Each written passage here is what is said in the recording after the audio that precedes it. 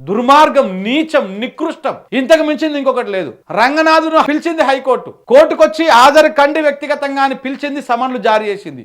ఒకవేళ రంగనాథు రాకపోతే గొర్ర గుంజకపోండి బుల్డోజర్ కట్టుకొని, ఆ అధికారం కోర్టుకుంది. రాకపోతే అరెస్ట్ చేసి సంఖ్యలు లేచి ఇట్లా తీసుకుపోయి కోర్టు ముందర కూర్చోబెట్టండి. ఎంతమంది జీవితాలు ఆగం చేసింది తెలుసా రంగనాథ్? ఎన్ని వందల మంది, ఎన్ని వేల మంది కుటుంబాలను ఆగం చేసింది తెలుసా రంగనాథ్? రేవంత్ రెడ్డి చెప్పింది వెనక ముంగల ఆలోచించకుండా ఆ కుటుంబాలను సర్వనాశనం చేసిండు, రోడ్డు మీద పడేసిండు. ఆ పాపం ఊరికనే పోదు రంగనాథ్. ఈ 5 ఏళ్ళు నువ్వు ఆ పదవిలో కులుకుతావు కావచ్చు, కానీ తర్వాత 100కు 200% ఇంతకు మించినటువంటి పనిష్మెంట్ నువ్వు అనుభవించక తీరదు.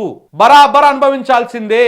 ఎన్ని కుటుంబాలను రోడ్ల మీద పడేసినావు, ఎన్ని తినే పల్లెంల మట్టి పోసినాం. చిన్నపిల్లల పుస్తకాలు కూడా తీసుకోకుండా దుర్మార్గంగా నీ హైడ్రా బుల్డోజర్లు పోయి వాళ్ళ ఇళ్లను కూలగొట్టింది కదా.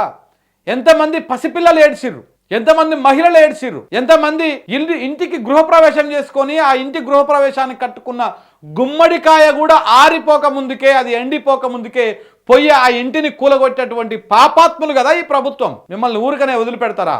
వదిలిపెట్టొద్దు. హైడ్రాకు బాధ్యులైన ప్రతి ఒక్కరిని చట్టం ముందుకు తీసుకురావాల్సిందే. గొర్ర గుంజుకొచ్చి వీళ్ళు చట్టం ముందు నిలబెట్టాల్సిందే.